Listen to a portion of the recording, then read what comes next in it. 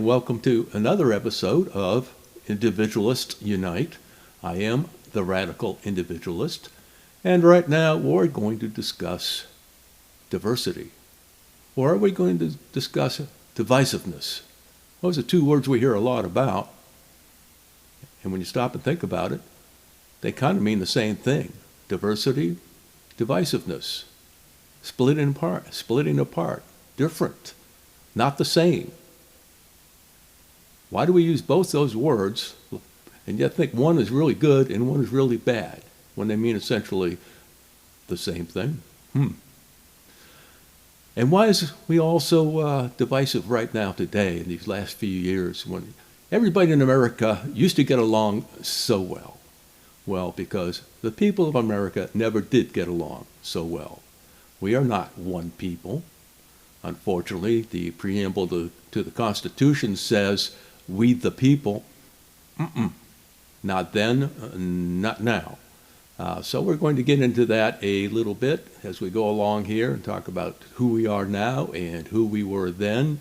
And if anything, I hope you will come away realizing that the people then were real people. They weren't stick figures. They weren't stupid.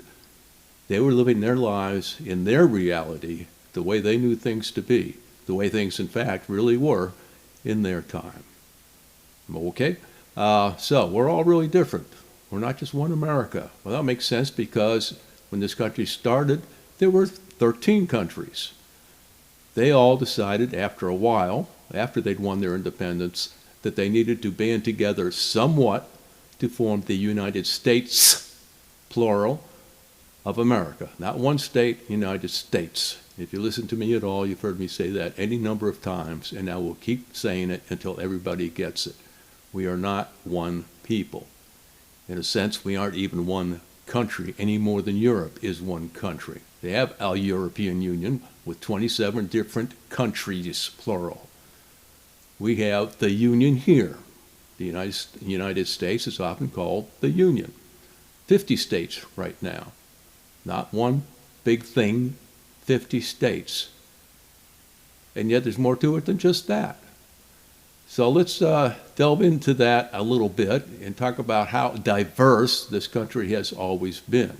And whether it's divisive or diversity, whichever word you like to use, either one works because both existed then as they do now.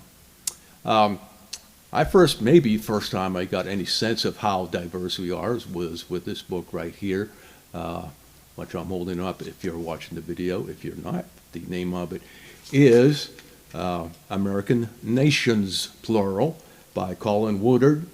American Nations. The reason this book has this title is because Colin Woodard describes 11 different cultures that make up the United States of America, the people of the United States. There's Appalachian, there's Scottish, Irish, they kind of all go together there anyway. English, French, German, and on and on. And it doesn't all break down strictly by European nationalities, but then again, largely it does. So I recommend reading American Nations by Colin Woodard. I'm not going to pick apart that book right now, but just to say that while you were being taught in school how we're all supposed to be the same, there are people out there recognizing that we've always been different, and there's no reason to think we're going to come together now. If you pay any attention to me, you know I'm really curious about the 19th century, especially in America. It's one of the most transformative centuries in the history of mankind. There have been huge changes at times. And when you look at the 19th century and how people tried to handle the way things were changing on them, mostly for the better, but somewhat for the worse, sometimes for the worse. Of course, there was slavery. That was the issue. It wasn't an issue. It wasn't a secondary consideration. It was the issue. Well, why did the North work to eliminate slavery, even as the South was promoting slavery? That kind of indicates you had two different kinds of people, doesn't it? And in fact, we did. And I'm going to be playing a couple of songs, one representing the North and one representing the South, songs that were popular then and which you will recognize, even though They don't get played that much anymore. But these were what you would call viral songs of the time, and they really represent how people felt. But before I play them, we'll talk about it a little bit. First of all, why were the white people in America?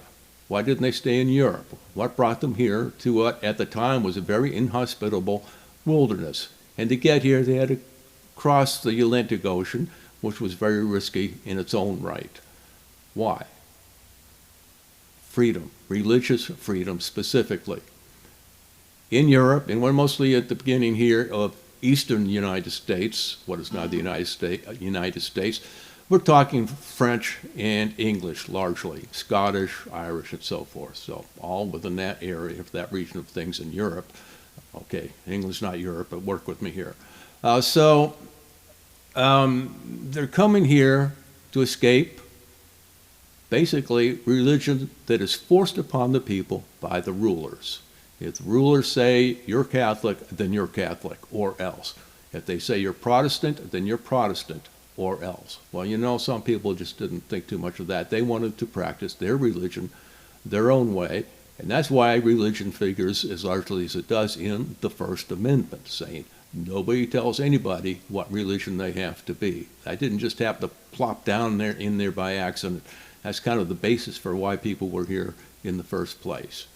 So you had some kings and queens in England were Catholic and made everybody be Catholic, and they turn right around and the next king or queen is Protestant and tells everybody you got to be Protestant. Henry VIII, I think you may know, wanted to get divorced. The Catholic Church was running things, was much more powerful then than it is now, in England at any rate. And Henry VIII went to the Pope and said, I want a divorce, and the Pope said, nope, you can't get a divorce, that doesn't work in Catholicism. So what Henry VIII do? Created his own church, the Anglican Church, and in his Anglican Church, he could get a divorce. And so he did. That's how it was there, what is that, 2 or 3 centuries before white people came here. So, okay, now they're here, and religion is still a factor. The North is largely Protestant, and the South is largely Anglican. Now, I'm oversimplifying by a lot, but it helps to just stick with the basics, and then you can dig into things deeper after that. So what does Protestant mean? It means protest. Protest what? The Catholic Church. Martin Luther said, we don't like the way the Catholic Church tells us we have to be and dictates things to us. We want to find God in our own way. And so they did. And so they developed the idea that the Pope means nothing. It's all about a person's individual relationship with God and God's individual relationship with that person. In other words, I'm very individualist. And here I am, the radical individualist. What a coincidence. So, these people, many of them, left Europe, various parts of Europe, to come to the United States to be able to practice their religion that way. Largely in the North, people were Protestant and considered themselves to be individualists who answered to God and didn't have any earthly leaders to any great extent. What about the South? Anglican, somewhat along the lines of Catholic, top down. There were religious leaders in the South, bishops of that sort of thing, running the show in the South. So, top down, not so much actually about God, but about the religious leaders here on earth dictating terms. What else about the South? Well, they had plantations. How'd they come about? Well, they had estates in England, where the landed gentry had giant amounts of lands that were given to them by the king, and they administered those estates. If you've watched Downton Abbey, you get some sense of how they evolved over the years, because Downton Abbey is in the 1900s, but these estates started happening centuries before that.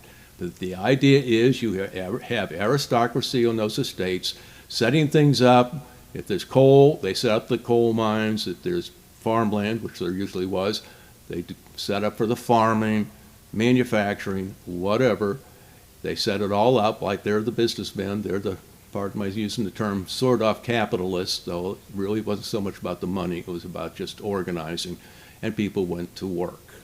Okay, they took that idea to the South, where it's literally some of the same people set up shop in the South, and simply the estates got called plantations.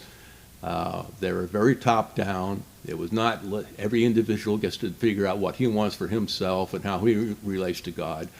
Every individual got to do as he was told. That's how it worked in the South, much more than in the North. So when you think about that, slavery starts to make a little more sense for the South, because you can't get any more at the bottom than a slave. And so the top-down bosses, aristocracy telling people what to do and how to do it and where to do it and when to do it, slavery starts to make a little bit of sense. I'm not defending it, I'm explaining it. For instance, horses. Horses were much more prevalent back then, of course. They did a lot of work themselves. They were very essential. Well, is a horse free to decide what he wants? No. The horse is owned by an owner who trains the horse to pull a wagon or pull a plow or whatever it is they need a horse to do. The owner owns the horse. The owner owns a slave. We see a big difference there. They saw less of a difference back in the day. And another thing to keep track of is this was not about hating anybody. It's not about white people hating black people any more than white people hated horses. Horses were seen as a necessary part of their life, and that the horses should do as they're trained for everybody's benefit, including the horses, who got taken care of, protected from predators, and housed in a barn when the weather was bad and all that stuff. All he had to do was work and pull wagons and pull plows. So, see, is that fair? I don't know, but that's how it was. And that's how it was with slaves. So don't think of slavery as something where white people hated people. It's just that there were some white people who felt like they were entitled to own black people.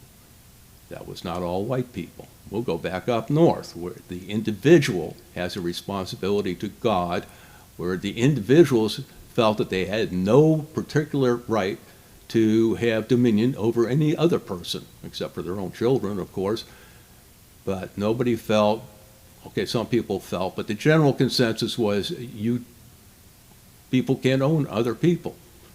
You answer to God, and God takes care of you. If anybody is a slave, we are God's slaves. That's how the Northerners saw it. So don't think all white people were just fine with owning black slaves.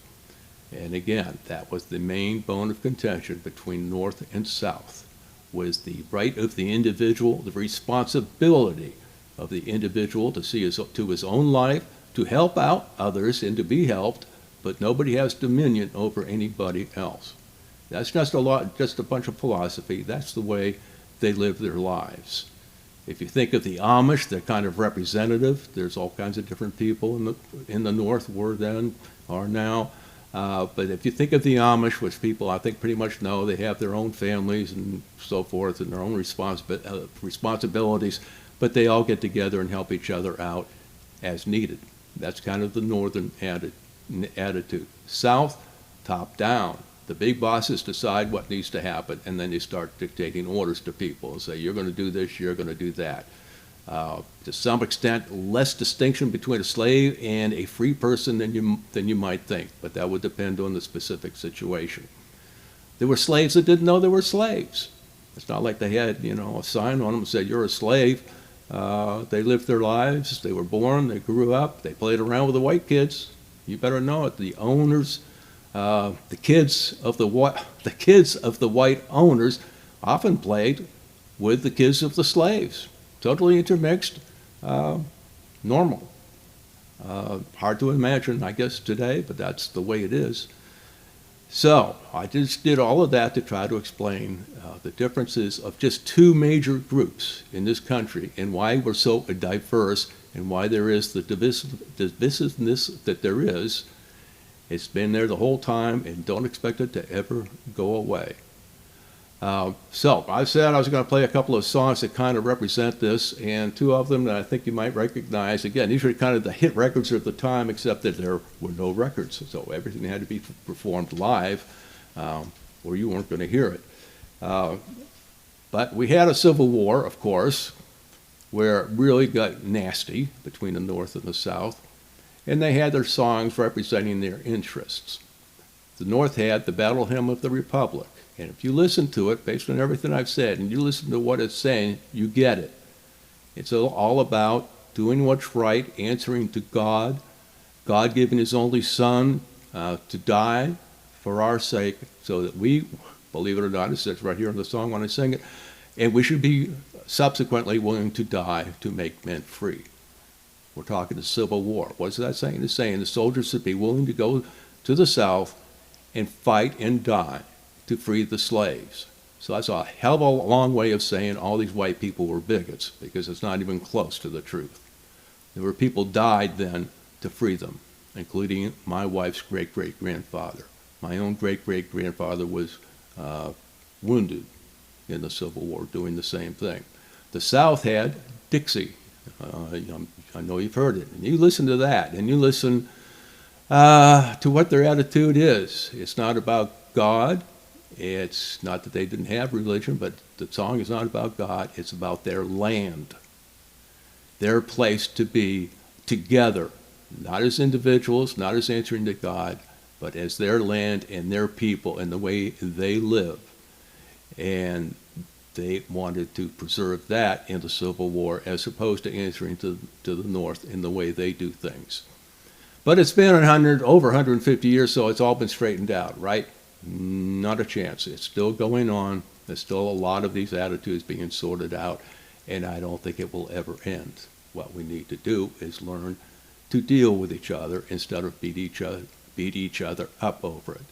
But if you're convinced you're right and that those other people are wrong, probably the real truth is you're wrong. Because nobody has to answer to you. Nobody has to answer to me. We don't have to answer to anybody. Short of physically assaulting each other, then somebody's got to answer. Okay, so I think I'll start off with the Battle Hymn of the Republic. I hope you'll tolerate it. I don't claim to be a great singer, but I thought about these songs and what they really meant. They meant a lot to the people of the time, and they're kind of a window into that time. So think about everything I've said as I try to sing Battle Hymn of the Republic. Mine eyes have seen the glory of the coming of the Lord. He is trampling out the vintage where the grapes of wrath are stored. He hath loosed his faithful lightning of his terrible swift sword. The truth is marching on. Glory, glory, hallelujah. Glory, glory, hallelujah. Glory, glory, hallelujah. His truth is marching on. In the beauty of the lilies, Christ was born across the sea with a glory in his bosom that transfigures you and me. As he died to make men holy, let us die to make men free while God is marching on. Okay, that gets your attention. They're serious about our obligation, their obligation anyway, to God and to what's right, even to the point of dying for it. Let's try out Dixie. Well, I wish I was in the land of cotton. Old times there are not forgotten. Look away, look away, look away, Dixieland. In Dixieland where I was born, early in one frosty morning. Look away, look away, look away, Dixieland. Well, I wish I was in Dixie. Hooray, hooray. In Dixieland I'll take my stand, live and die in Dixie. Away, away, away down south in Dixie. Okay, what a difference. And that just scratches the surface of what America is and how it got to be here. And you can try to figure out for yourself where we're headed. But if you think we're all going to coalesce, you best start rethinking things, because no, that won't be happening. Okay, and it wouldn't hurt, I don't think, to take this moment to plug one of my books. It is Trilogy, and the subtitle is Passages from Life Stories in the Time of Slavery. I done a lot of reading. That's how I think I know as much as I do about the subject I've been talking about here, as complex and involved as it is. And 3 books that I read that really helped me to understand who these people are, all these different, diverse, divergent people are. 3 of them were 12 Years a Slave by Solomon Northup, you may have heard of. They made a movie that I don't think was very good. There's The White Castle of Louisiana, written by the daughter of a plantation owner who has certainly a whole different attitude about slavery because she thought it was a pretty neat thing. She does consider herself to be a good person who did the right thing by the slaves. You can read that whole book and still be scratching your head about how keeping people as slaves does them any favors, but that's where she was coming from. And another book, A Fool's Errand, by a Northerner who became an officer in the Northern Army, and then became a carpetbagger after the war, after the Civil War. And that means, of course, he moved from the North to the South, bought himself a plantation, because after the Civil War, everything was in chaos. A lot of the plantation owners lost everything, which a lot of people really had no problem with. They were happy enough to see it happen. But anyway, they lost their plantations. The economy was in ruins. The whole South was largely in ruins. And people from the North moved in and kind of took over. Yeah, that created some resentment. You better know it. But this guy did that, and Albion Tourget, who became a very important person in Reconstruction, for better and worse. So he wrote A Fool's Errand, and he talks about his experiences in the South after the Civil War, being a carpetbagger, trying to interrelate with the people who were previously his enemies, and now he's living among them. It wasn't all good times, believe me. So, again, my book, trilogy, Passages from the Life Stories in the People in the Time of Slavery, available on Amazon and other fine bookstores. And if you want I think the quickest way to get inside of what was going on then, this book just may be it. Takes you right there to a person who had been held by a slave illegally, the daughter of a plantation owner, and a man who, after the war, moved there and tried to live among the Southerners, given that he was, in fact, their conqueror, and they did tend to resent that. So I hope you'll take some time and take a look at it. Thanks. Depending on where you're listening to or watching this, you should be able to find links to Colin Woodard's American Nations and my own trilogies, Passages from Life in the Time of Slavery. Also, please, if you haven't already, go to individualisunite.substack.com. That's my homepage where you can find absolutely everything, written, video, audio, and keep yourself amused for hours. And I hope you will. Thanks for watching.